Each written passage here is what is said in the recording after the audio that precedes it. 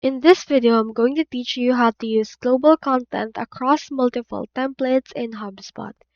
To do that, you first need to head over to the Marketing tab, and once you're in there, just locate the option for Files and Templates. If you can't find it, you can also head over and click onto the search bar and search for Files and Templates right here.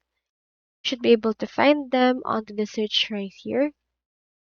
So in here, we can find Files. Just head over and click on that. Once you do, you should be able to see right here all the files and folders that you have so far. With this, you can just open a template or create a new one. You can head over and upload files or import it directly right here. Once you have opened it, you can just head over to the search bar by clicking on the plus first and then searching right here for global group if it's available or global module right here. So just choose right here the module that you want.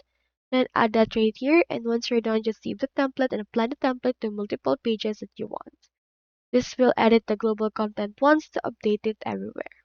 So that's all there is today, and if you haven't subscribed to HubSpot yet, make sure to use your affiliate links given in the video description. Thanks for watching, and I will see you in my next video.